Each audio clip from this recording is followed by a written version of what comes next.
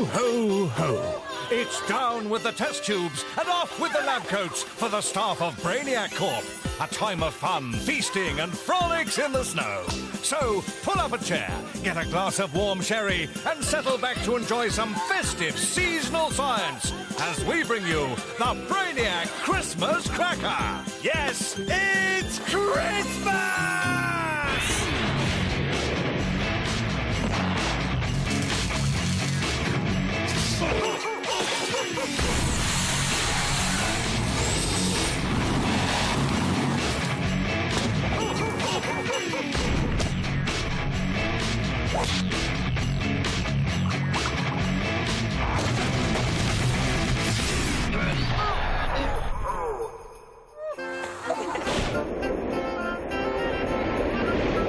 This is the Brainiac Christmas Cracker, the show that's got more stuffing than your mum's turkey.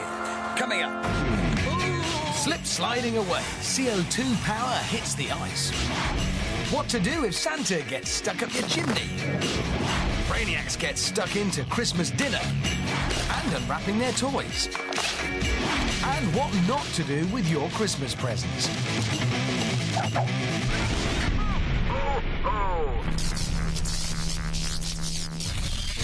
But first, can you do your job whilst being electrocuted? Stephen Murray is a department store Father Christmas. He's been entertaining the customers of Wilkinson's department store for the last 3 years. But how well will he do when we strap him to some low-amp, 9-volt electrical equipment? Let's see, shall we? Ho, ho, ho, everyone. Ho-hoing is a vital part of the job for a department store Santa. Ho, ho, ho! But it's quickly obvious this function is significantly impaired by electricity. Anybody else? Oh. He's really not quite so jolly when the voltage flies. It's important that Santa keeps his beardy disguise at all times at Christmas to preserve the mystery of the occasion. But it's obviously something Stephen has forgotten in the excitement of the moment. He looks less like the jolly patron of the season now. More like the bit part panto actor he really is. It's not going well. A photo with Santa is a key part of any child's Christmas. But the end result made somewhat unsatisfactory when limbs go into spasm and the presents go flying. Right, that's it. He's had enough. Bag on shoulder, he's off to spoil the magic of Christmas for any other toddlers he can find. But not without a few voltage-inducing reminders before he's gone. Thanks, Stephen, and a Merry Christmas to you too.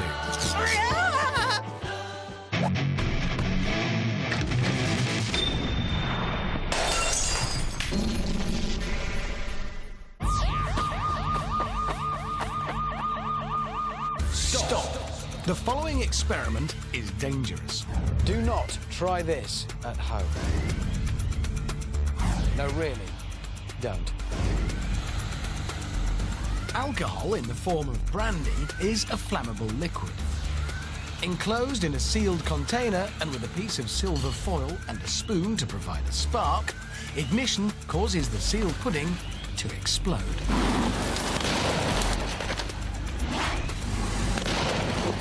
We do these experiments so you don't have to. Do not try this at home.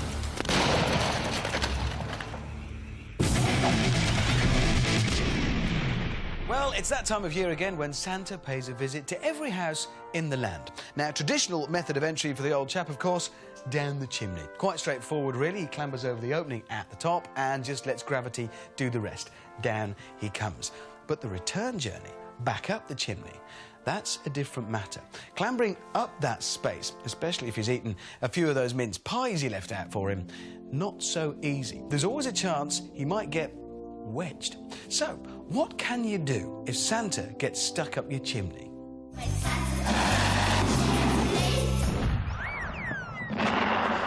Well, let's find out, shall we? So, here is our Santa, traditional robes, beard, hat, with bobble and, of course, very large belly. And here is his chimney. Obviously, it's not a real one, it's pretend. So, let's get Santa stuck in the chimney. Well, come on then, one of you, give us a hand. If you get the legs, let's get him in. Drop your antlers. Gently, Santa Claus. Very nice. He is firmly stuck. Our first method of propulsion will be air power. Blow up a big balloon and let it burst. It's how ejector seats work in fighter planes, more or less. The rush of air will fill the chimney void and push Santa out at a fair old rate. We hope. This is pathetic. Let's get a fresh Brainiac on. Come on, volunteer. You. Just, you know, it's the festive... Santa baby, and hurry down Go! the chimney tonight. OK, that's novel. It is getting very close now. In fact, I think that could go at any minute. So it's time to take safety precautions. Everybody get behind the tinsel. And you take your pump. Sort of round here. This looks much, much safer. There you go.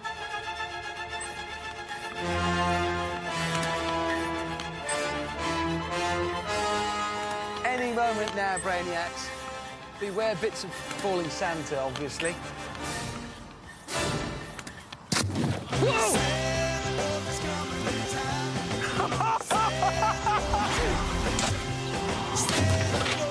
And away he goes, with not a flying reindeer in sight, soaring majestically over the treetops.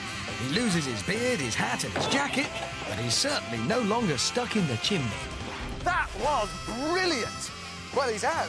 In fact, he's out of that chimney, and I suspect down his neighbour's chimney. That was superb. I reckon he went about 60 feet, and probably as many again in the air. Genius. So, air pressure, a very good way of getting Santa out of your chimney.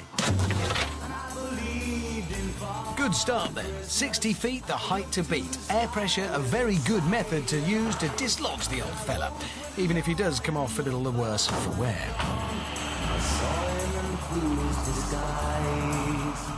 OK, so we've wedged a second Santa into our chimney, and we're ready to try gas power. It's going to work like this. This pipe leads to this gas canister here. I'm going to turn on the gas, which will then waft up the chimney into the void underneath Santa's chuff. When there's enough of a build-up, I shall ignite it using this fuse. Hopefully Santa will then head for the skies. So, gas on. We're using propane for this, usually a cooking gas, but we're hoping it won't do too much roasting of Santa from behind. Hoping, but not expecting. When it ignites, the hot gas will expand and out he should pop. Here we go then, using gas power to get Santa out of your chimney. Everybody ready? Stand back.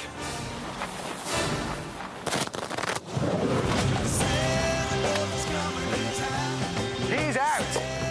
He's down. So, propane does the trick as well. A good flame and a fine lift-off. And very graceful in flight, waving merrily as he descends. Once again, Santa comes back to Earth with a bit of a bump. Let's have a look. Well, he's definitely out, and, yeah, you see, there is Santa's beard, but... Oh, hang on, look, you can have that. There's Santa's head. Problem with gas there, I think, is next door's kids ultimately are going to be disappointed because he's not going to be making it down their chimney at all. Take him away. And his maximum recorded height, a creditable 48 feet. Not quite as effective as air pressure, but it did have a pleasingly fiery feel. The effect on Santa's chubby little body, though, much the same. Pretty terminal. So, we've done air, we've done gas. There really is only one more thing to try if Santa gets stuck up your chimney. Yep, a bomb. So, this goes in here, under the chimney. Here's the fuse wire. We now retreat quite a long way. Go on. Our explosive today is good old dynamite. I suspect the perfect ingredient to shift our seasonal visitor. 3, 2, 1. Good luck, Santa. And it doesn't let us down. That did it. Up, up, and away he goes, and down with a mighty crunch.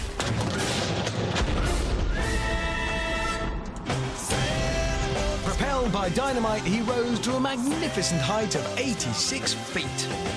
A fine and indeed unrivaled achievement in the Santa dislodging stakes. OK, well, he's out of the chimney. No doubt about it. To be honest, it's more than superficial damage to Santa himself. So if you are going to use a bomb to get Santa out of your chimney, do be aware there are certain knock-on effects to the chimney itself. But there we are, number one way, below Santa, out of the chimney. So there you go. If Santa does get stuck up your chimney this Christmas, well, you may lose your entire house, but a stick of dynamite will pop him out very effectively. Bye-bye, Santa, and thanks for dropping by.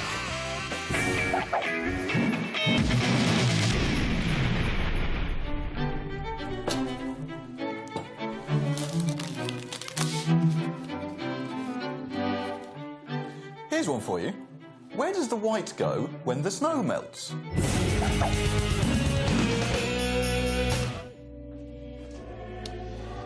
Knife, fork, spoon.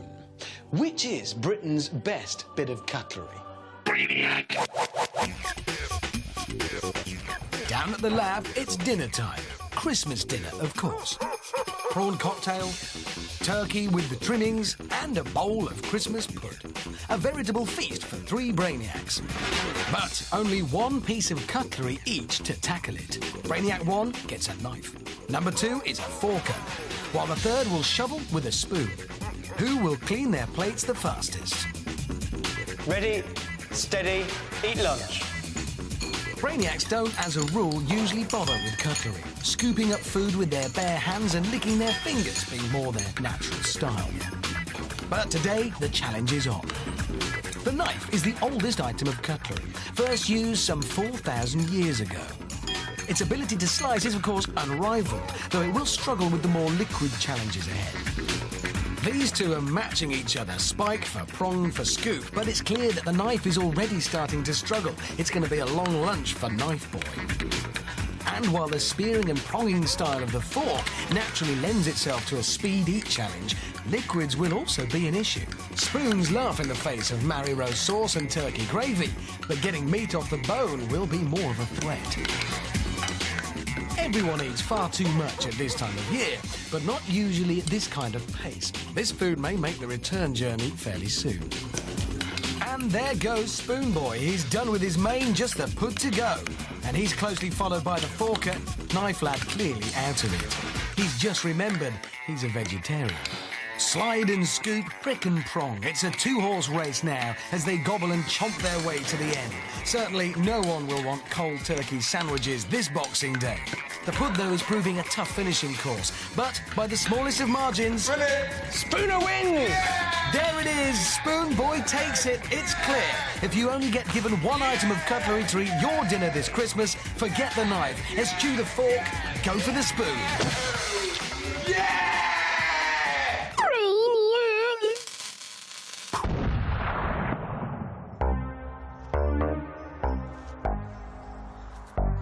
Will it fizz or will it bang? The regular chemistry conundrum as posed by Dr. Jon P. Kilcoyne, Principal Lecturer of the University of Sunderland. So, what chemicals has Dr. Kilcoyne got in his igloo today? Mince pie with aluminium and iodine powder. Cream. Will it fizz or will it bang? The answer coming up after the break. And still to come, Jon Tickle gets in some seasonal slobbering. Just a little kiss. And the 5 top tips for snowball fights.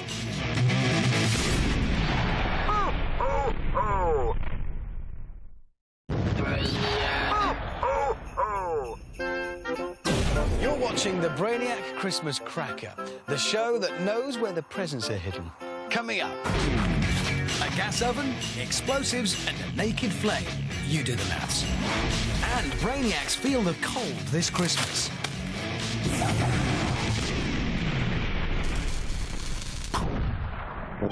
But first, Dr. Jon P. Kilcoyne of the University of Sunderland posed the question: mince pie with aluminium and iodine powder and cream.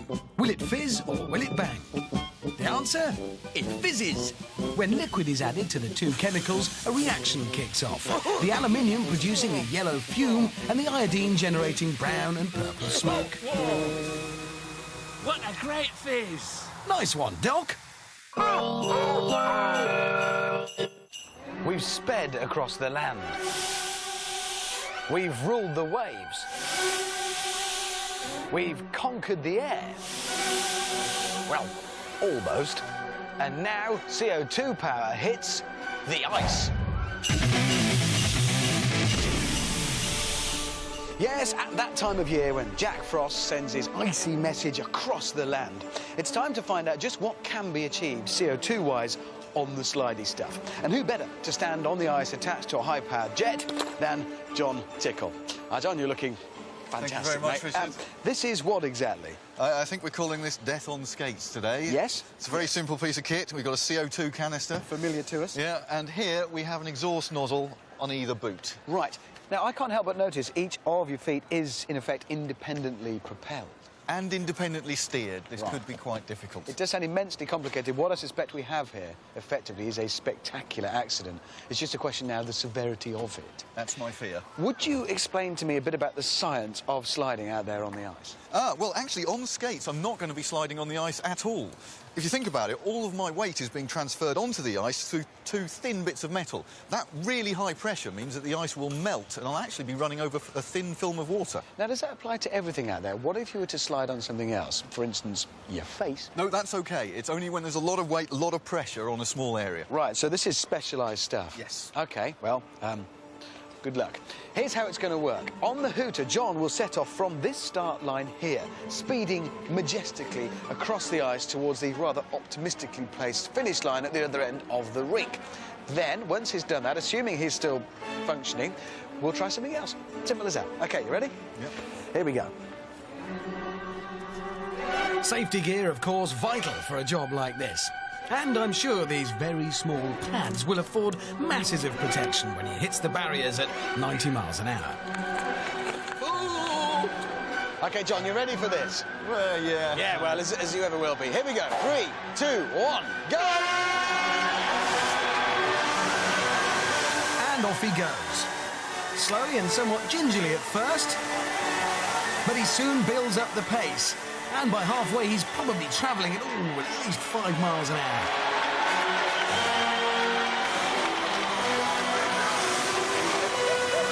Steadily does it, though, and he breaches the tinsel in a very creditable 25.96 seconds.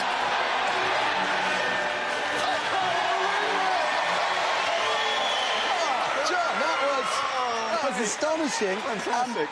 Well, I hate to say it, but you were using what appeared to be balance, which, Yes. as we know, is something you don't have. I know, it's a miracle. So how did you do it? I don't know. I just kept low, kept the centre of gravity as low as possible, so if I did fall over, it wouldn't be as painful, but that seemed to work. That's genius. Well, sorry, we'll try something else now. Fantastic. There will be pain. I'm up for it now. Get changed, come on. Coming up next, Jon has a go on more totally unsuitable skating vehicles.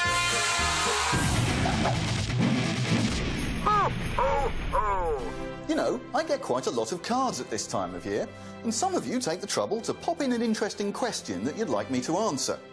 Well, as you know, a good scientist never rests, even at Christmas, so here goes. Ah, this is one of my favourites. It comes from Louise Glacier from Berkhamsted. Louise writes, "Dear Jon, my boyfriend is a very hairy chap. He also sweats a lot." Oh, he sounds delightful, Louise. She goes on, "This has made me wonder whether hairy people get hotter than non-hairy people. Can you find out for me?" Well, that's an appropriate question for this very cold season, Louise. I certainly can.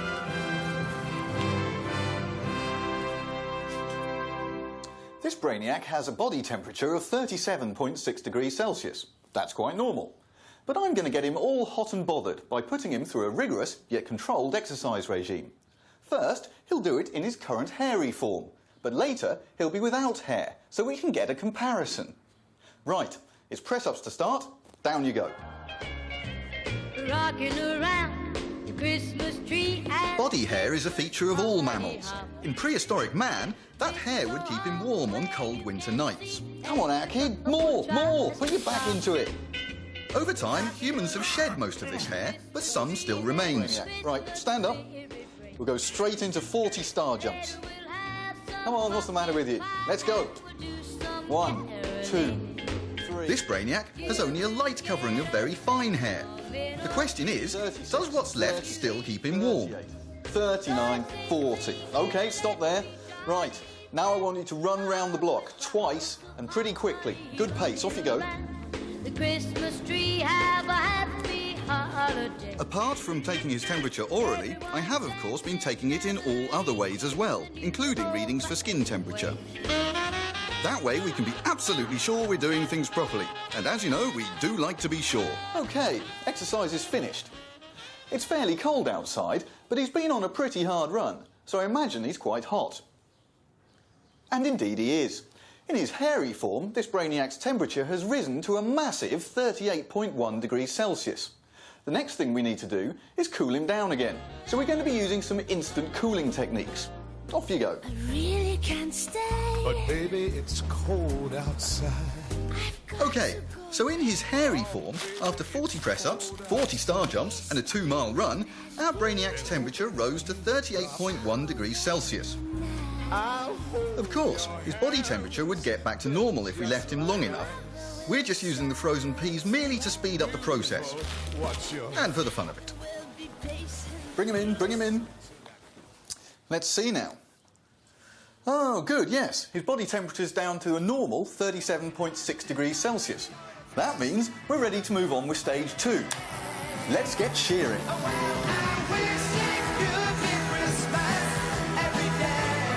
A thick coating of hair keeps the body warm by means of trapping a layer of air around the skin, which prevents the heat escaping. Now we live in centrally heated homes, this function of body hair has largely become redundant. Arm up. Can you imagine the weekend? Tilt for me. One of the other functions of hair is, of course, to trap sweat. The body becomes particularly smelly in its hairiest parts. Now, this is vitally important for the purposes of attracting a mate. However, it does make this particular job rather unpleasant.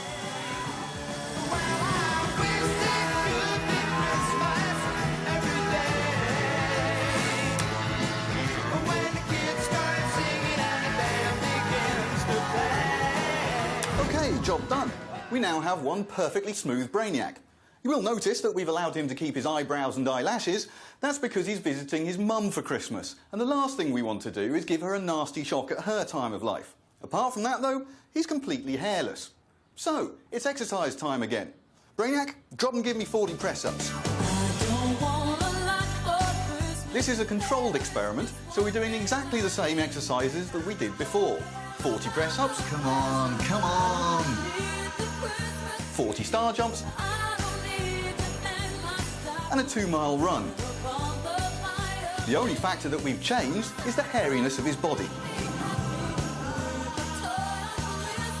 What a lovely Christmas he's having. Come in, come in. OK, it's now time for the second measurement. You'll remember that in his hairy state, his post-exercise temperature was 38.1 degrees Celsius. The question is it less now that he's a baldy? And the answer? Well, yes it is. It's only very slightly less at 37.9 degrees Celsius, but there's definitely a difference. So there's your answer, Louise. Having body hair does indeed keep you warmer.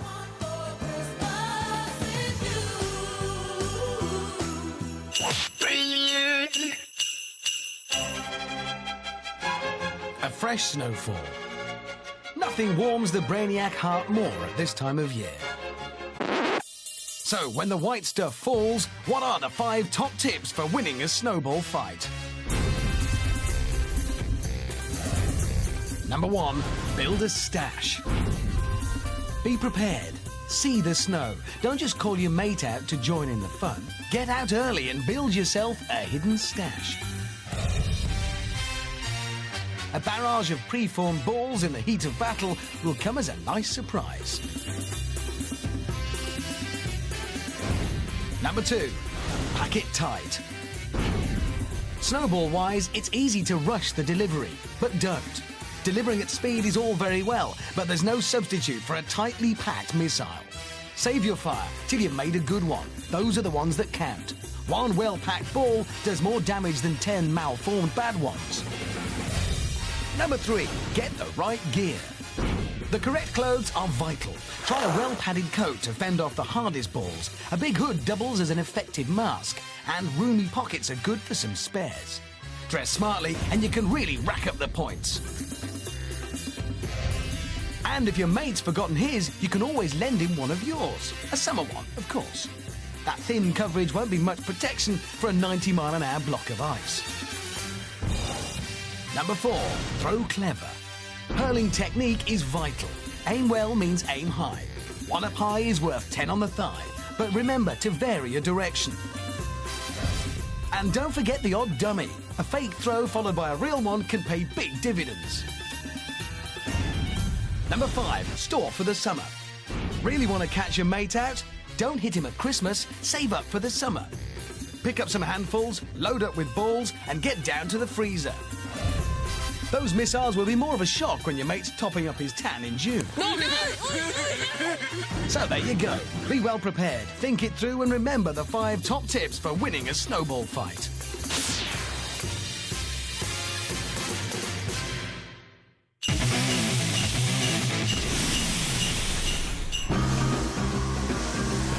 Earlier in the show, we saw Jon Tickle glide gracefully across the ice on fire extinguisher-powered skates. So what next? Right then, the recumbent trike. It's rather a fancy piece of kit, this. What do you reckon? I'm quite looking forward to this. It's quite stable. All Yeah. I've got to worry about is not pedalling. Don't. No, OK. That would be cheating. I've given it a bit of thought for technique. What I suggest you do is use 2 hands to steer, 1 on each of those. Yeah. And then if you use your other 2 hands to hold this and do the power. Yeah. Good luck, mate. Thanks, Richard. Oh, OK. I haven't quite thought it through yet. There you go. Good luck, John. Here we go. 3, 2, 1, go! So, can 3 wheels beat 2 blades? Well, it's a very slow start, more tickle power than CO2. However, it soon picks up. 25.96 seconds, the mark set by the skates, and it's looking good for the trike. And it is good. Desperately looking for the brakes, he glides in at 20.24 seconds. That was not bad. It was good, wasn't It it? actually looked quite graceful and sedate. Oh, yeah, very nice, easy, smooth takeoff. And no need to steer in there. Not much, no, minor adjustments only. Minor adjustments. Yeah. Well, like you're docking a spaceship. That sort of thing, yeah. Whatever. Right, something else. Great. More! The next vehicle, a single-engine canoe. Not one of CO2 Power's finest moments, at least in terms of speed. Scary and quite spectacular, but the round-around thing not quite what we're after. No official time posted for the canoe then, very much a did not finish. Next up, the street luge. You can't see where you're going, can you? No. These things have been clocked at 98 miles an hour. And I don't really know how to steer. Bye. Thanks. Yeah, that's a smooth ride. 3, 2, 1. 98 miles an hour would mean he'd finish this course in a shade under 1 second. Already a little slower than that, but like the trike, when it does get going, it really shifts. Not easy to see where you're going, but a fine time posted of 15.44 seconds. And no way to brake. I want to do that one again. Now, that one, I got the impression it didn't want to start, but once it got going, it was building momentum, wasn't it? Oh, I was still accelerating towards the end, yeah. If this rink had been twice as long, you'd have been doing like 100 miles an hour by Oh, then. that would have been great. And I found the steering quite easy as well. Yeah, I don't believe you. I think that was luck, but there we go. The finale to come, a showdown. His sledge versus my wheelchair in a race for the tinsel line.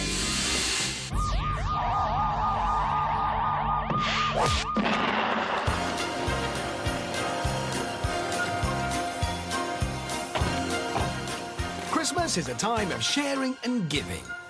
Love, kindness, but most importantly, presents. Apparently, it's more blessed to give than to receive. But we at Brainiac have never really seen it that way, being much more the receiving types. And at this time of year, with so much new stuff changing hands, our warning about things they don't tell you in instruction manuals has never been more appropriate.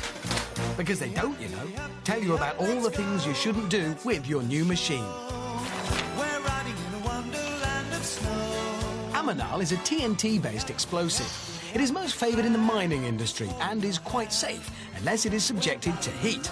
A turkey is, well, a turkey. Gas cookers can, of course, get very hot, but only if they are attached to a gas supply. A A turkey stuffed with explosives would be a very dangerous thing to put inside a gas oven.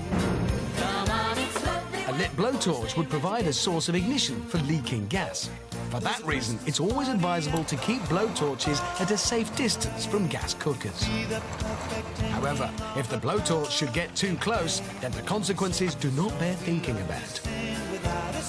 So, even though we've not yet found any references to this kind of activity in the instruction manual for either the cooker or the robot, you can be sure this kind of thing is not advisable. And here's why. A fiery, explosive and destructive end to Christmas lunch. So, they may not tell you not to do this in the instruction manual, but take it from us. Do not put explosives into your new cooker, switch on the gas and introduce it to a toy robot holding a blowtorch. Oh, and do not try this at home.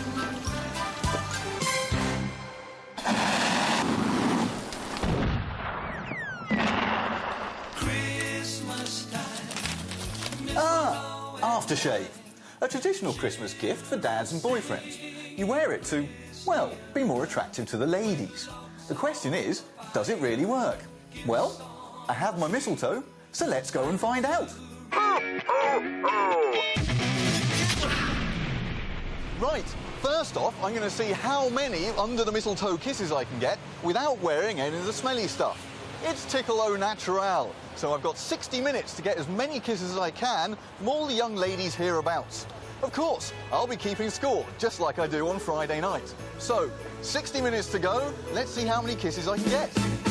Christmas kisses, Christmas kisses. Who will give me a kiss? No? Marvellous. Thank you. Can I have a Christmas kiss, please? Who wants a Christmas kiss? Christmas kisses? Sure? Oh, they're actually running now. I'm going to count that one. Oh, go on. It's a scientific experiment. It's for science. I'm doing a scientific experiment. It's worthwhile. Please, just a little kiss on the cheek and everything. Well, my counter tells the story. 32 kisses. I think I've done all right. I've also got 4 telephone numbers, but they're nothing to do with the experiment. They're just for me. So, 32's the mark, and this time I'll have plenty of this smelly stuff. Away we go. And this time I've gone to a different part of the road so I can avoid approaching the same women again. Don't want to get arrested as some kind of sex pest. Not again. Go on then. Thank you very much. Oh, she smelled nice. And that's my second hour finished. If you remember, I got 32 kisses when I wasn't wearing any aftershave. And the result with the aftershave? A creditable 58. I'm calling that a great result for a really satisfactory experiment. We've proved that you are more attractive when you're wearing aftershave. Hello. Thank you very much. Wow. Coming up, how big a bang can you make with 500 crackers? And Santa gets airborne via an explosive-laden caravan.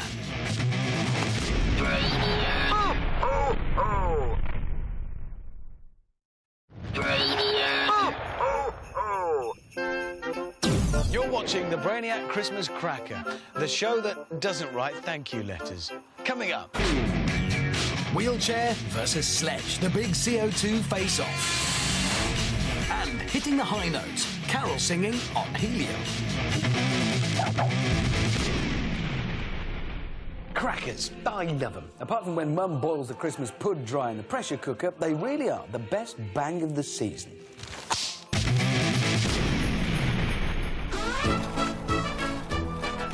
But they could have a bit more oomph, couldn't they? Which is why we've raided the supermarket shelves for this lot. Not for the silly toy, not for the paper hat, no. This is the bit we want, and lots of them.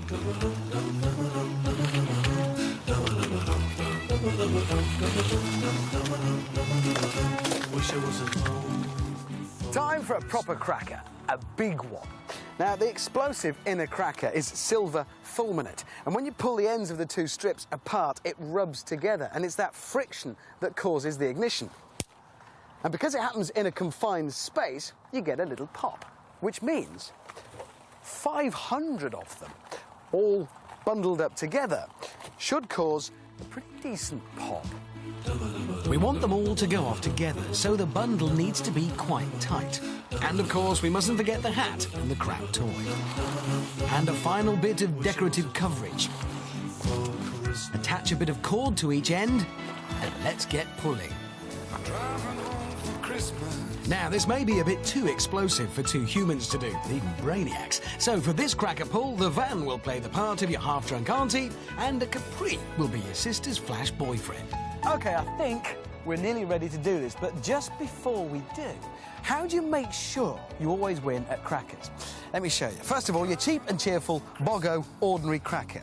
Now, if you look carefully at this, and I mean very carefully, you will see it's got perforations. I didn't put those in it. It comes with them on. The trick is make sure those perforations are not at your end. Give them to the other fella. Pull. See? I won. Right, let's assume you're at maybe a posh dinner party. They've got expensive crackers like this, maybe with a diamond or a watch in it or something. How do you win here? Because there are no perforations. Well, it's all to do with the way you hold it. Think golf, the Varden grip. Cross my thumb over my finger like so. Pull. And I win. Right, enough life advice, I think. Are we ready? We are. OK, everybody step away. This might get loud. So the explosive inside of 500 crackers all wrapped up together. That should make a pretty good pop. Here we go. 3, 2, 1, pull!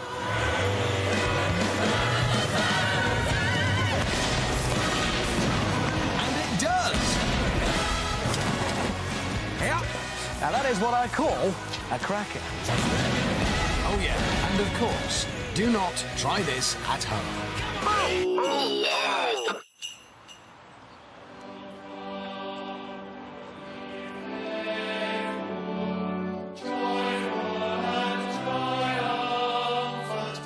At Christmas time, there really is nothing quite like carol singing.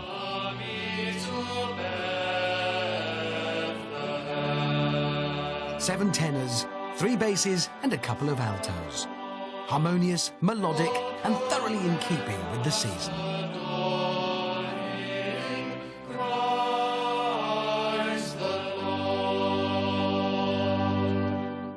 Lovely. But I wonder what they would sound like on helium.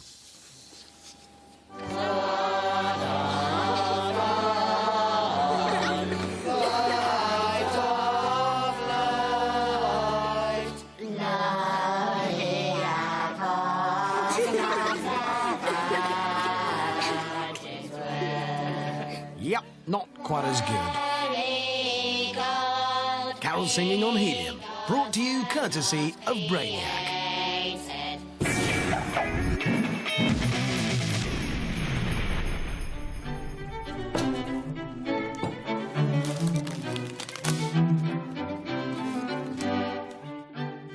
Here's one for you.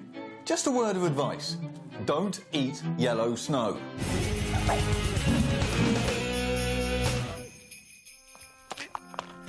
Some presents just aren't worth the bother of opening, no matter how hard you try. There's just no way in. So, which is Britain's most pain-in-the-arse packaging? Down at the lab, 6 brainiacs poised and ready for a seasonal unwrapping challenge. Before them, some of the toughest packaging known to man, each one facing an equivalent amount of stuff to undo. From factory-made to granny-wrapped. Which will be the last to be defeated? Prepare to unwrap. Ready, steady. Christmas is a special time of year for lovers of wrapping and unwrapping. But some packaging seems designed to foil even the most ardent opener. And when the scissors go missing, as they always do come Christmas Day, gaining entry becomes a real issue. Stuff you buy off the internet. Large, stapled, heavily sealed book packages, which even the most destructive postman couldn't wreck. Nightmare. Kids' toys held down with unbudgeable plastic-coated wired coil. Twisting to release is way too much like hard work, but try to pull the toy free and you're in yanking cardboard hell. Ketchup. It's the perfect turkey sauce if you run out of cranberry, but these sachets were seemingly designed to prevent entry. the tear strip never works. So when you do finally gain entry, expect your soft furnishings to receive a light coating of tangy tomato. The CD, the jewel case not believed enough protection. It's then coated with unpierceable cellophane wrap. Claw, tear or bite. It's what the front right incisor was designed for. And when you do get in, you know the jewel case is going to bear the scars of battle for the rest of its life. Granny's Prezi, over-taped and tightly sealed. She spent her early Christmases during the war. She suffered, so she reckons you should too. Not only that, but she'll tell you off for tearing the paper. Yeah, she wants to save it for next year. And factory-packed electricals, shrink-wrapped, blister-packed, and with no visible means of entry. Battle, bite, rip, tear, scrunch. And when you do get in, yeah, you've destroyed the contents. Ketchup Boy's done with the sauce. He's now onto the UHT milk cartons. The stuff they give you if you have your lonely Christmas lunch in a hotel.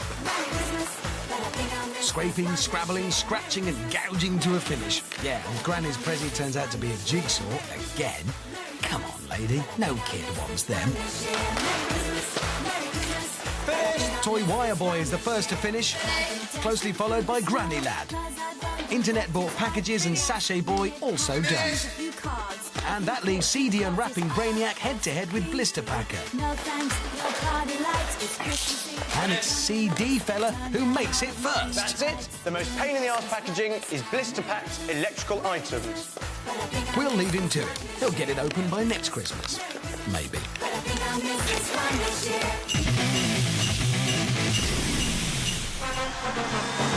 So far, Jon Tickle has glided across the ice on a pair of skates.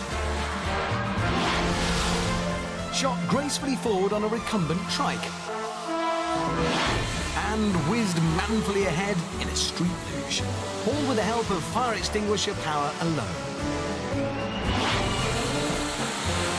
The canoe, however, proved its suitability to water is mostly in its non-frozen form. Now, we couldn't possibly investigate CO2 power without returning to our old favourite, the wheelchair. We have modified it to adapt it to these particular circumstances, so we've fitted it with skis. Tickle, by contrast, is putting his faith in a rather more basic mode of transport.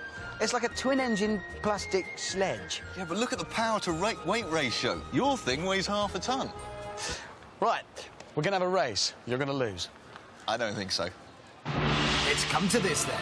In the search for the ultimate CO2 champion. The wheelchair, a proven extinguisher-powered winner versus a sledge, a vehicle custom-built for sliding. To the winner, the spoils, then. 1 round, no falls, no submissions. It's do or die. And we're off. Tickle gets a flyer and pulls just ahead in the first 10 metres before losing direction. And then the gas kicks in hard behind the chair, and I streak ahead and cut inside to breach the finished tinsel at a rate of knots. I win! It's mine! And let's see my moment of glory again. Yes, a magnificent barrier-crunching triumph. Damn it! Once again! When it comes to CO2, there is only one way to go. The magnificent wheelchair, even on ice. I thought I had you at one point. You'll never beat it. Now, let's go get an ambulance. The wheelchair, then. Still the CO2-powered champion of the world.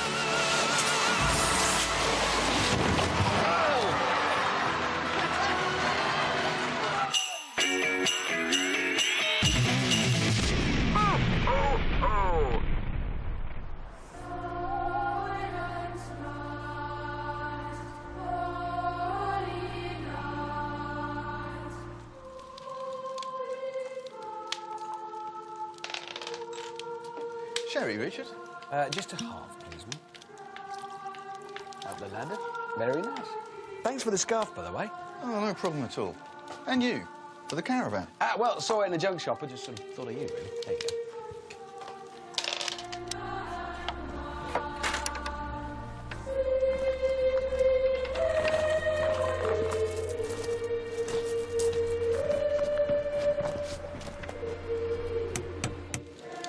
Who's that at this time of night?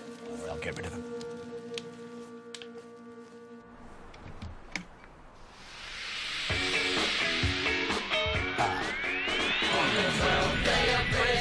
Santa.